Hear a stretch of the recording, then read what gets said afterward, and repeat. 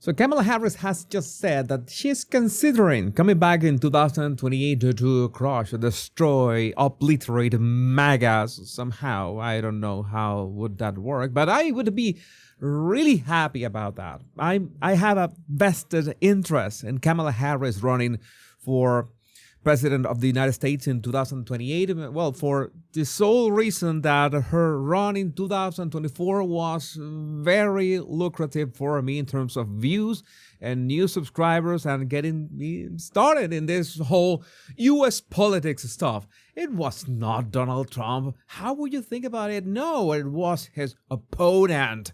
It was Kamala, the one who helped me propel the body language guy into politics. That's what the spin-off, the Power Pundit, my US politics channel. Make sure to like and subscribe to that channel as well. So we were talking about Kamala right here on the body language guy, and I'm not gonna lie, yes, it was very fun, but it's not gonna be the same scenario. She can say that she wants to come back. She can say that, oh yeah, I want to do this a second time. After all, well, we can go for before we see the clip, we can go for the numbers. I've always said that, well, if 75 million people vote for you, that's actually something. That's something that it is a non-negligible number. But that can't be discarded that easy.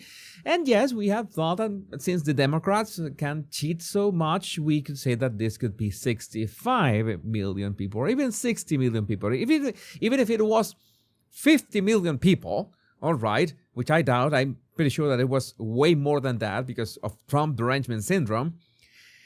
It is tens of millions of people who voted for Kamala.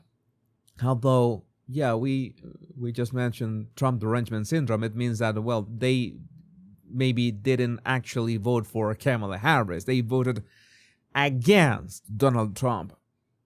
That is the big difference. But even so, Kamala is quite confident. I like her confidence. I like that she is.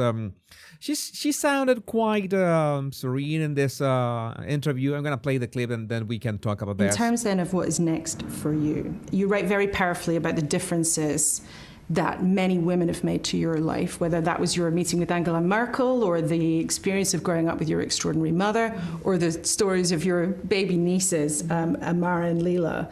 When are they going to see a woman in charge in the White House? In their lifetime, for sure. Could it be you? Possibly. Have you made a decision yet? No, I have not.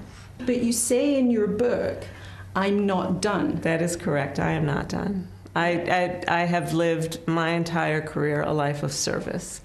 And well, what I do know is that if she runs again, she says right now she is not done. Well, if she runs again, she will be well done. And it's in my bones.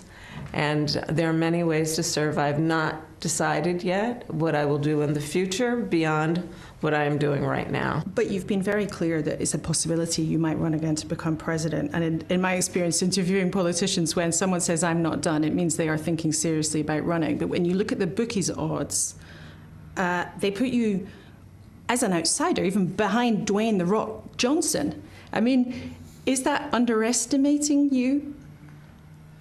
I think there are all kinds of polls that will tell you a variety of things. I've never listened to polls.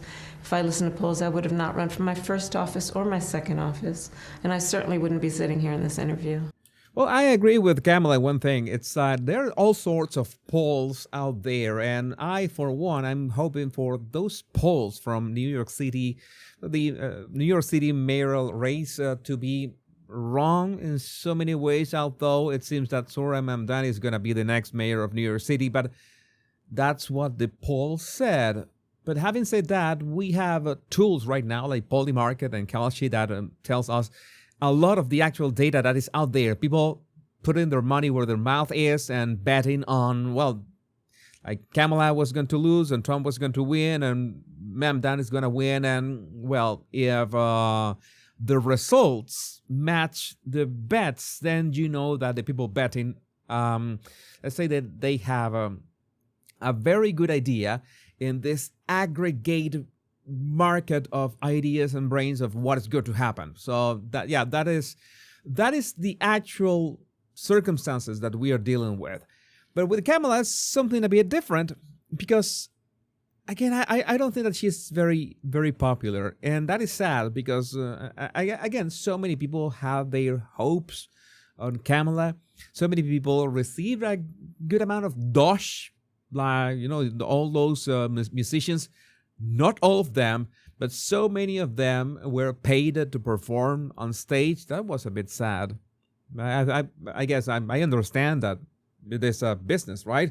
And Oprah was paid $2 million, something like that. I know that it was not Oprah the one who received the money. It was her production company, because they have to sort out all the organization of the stuff. The fine print. That is the fine print. But again, I don't know. I have this high hopes. Is having this how to say this, dream. I have a dream of Kamala Harris being a candidate again, but I don't see her like winning any doing anything at the primaries. And it would be really sad. It would be catastrophic for the Democrat Party. Why? Because if Kamala Harris runs, she would be really unpopular. And people would ask, where did the 75 million people who voted for her go? Why are those people not behind her anymore? I mean, if I had any kind of power of conservatives, I would make sure for Kamala Harris to run, because that would help expose the Democrat Party machine that basically tried to prop her up with how many, I don't remember the total amount of money behind Kamala Harris' campaign. It was insane. They were $20 million in debt at the end. I don't know if they finally paid that. I have another clip, by the way. I'm going to show this already here. Kamala Harris responds to a protester at her book tour. Are you the same person that's telling people not to vote? Let's watch this.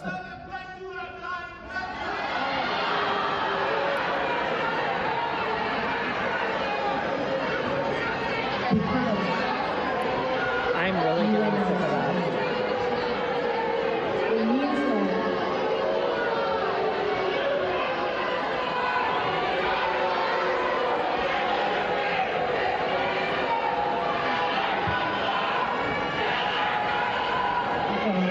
We're going to see you out there.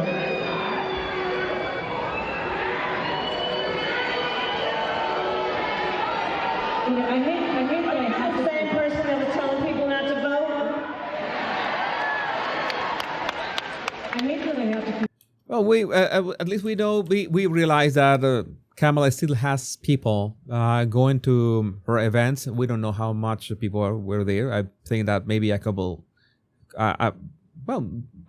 Quite a few people. It sounded like quite a few people, but I don't know. I would like to know what you think about this in the comments. My name is Jesus Enrique Rosas. I'm the body language guy.